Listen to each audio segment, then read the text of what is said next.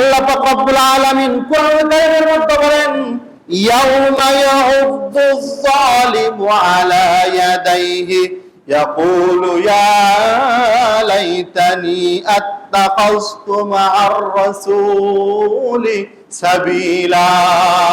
এই সমস্ত মানুষরা যারা মুহাম্মদ সাল্লাল্লাহু আলাইহি সাল্লাম রাসূলদের সাথে সম্পর্ক তৈরি করে নাই, তারা কিয়ামতের ময়দানে তাদের উভয় হাত কামড়াবে আর আফসোস করে করে বলবে, হায় আফসোস, যদি রাসূলদের সাথে থেকে সৎপথ অবলম্বন করতাম তাহলে তো আজ আমাদের এই কঠিন পরিস্থিতির সম্মুখীন হতে হতো না।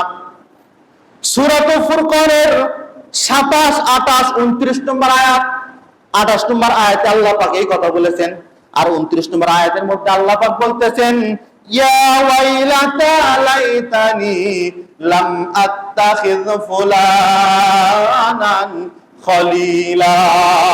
ওই কিয়ামতের ময়দানে ওই সমস্ত মানুষ যারা পৃথিবীতে থাকাকালীন বেঈমান, মুনাফিক, কাফের আর বেঈমানদেরকে বন্ধু হিসেবে গ্রহণ করেছিল, তাদেরকে পছন্দ করত, ওই সমস্ত মানুষ কিয়ামতের ময়দানে বলবে, হায় আফসোস, অমুক মানুষকে, অমুক দলকে যদি পছন্দ না করতাম, তাদেরকে সাপোর্ট যদি না করতাম, অমুককে যদি বন্ধু না বানাতাম, তাহলে আজ আমরা এই কঠিন জাহান্নামের মধ্যে আমাদের আসতে হতো না।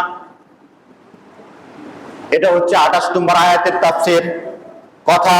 29 নম্বর আয়াতের মধ্যে আল্লাহ পাক বলতেছেন, ওই কিয়ামতের ময়দানে ওই সমস্ত মানুষরা এই কথাটাও বলবে, লাকাদ আদাল্লানি আনিয যিকরি বাদা ইয জাআনি।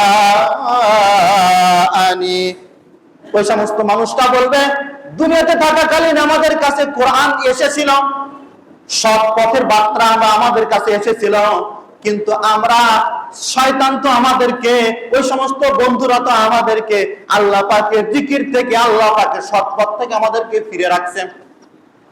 আল্লাহ পাক শেষে, আয়াতের শেষ অংশে এমন একটা কথা বলেছেন, ওয়া কানাশ শাইতানু লিল ইনসানি খাযুলা। আর শয়তান মানুষকে বিপদের মধ্যে ফেলে অসহায় করে রেখে চলে যায়।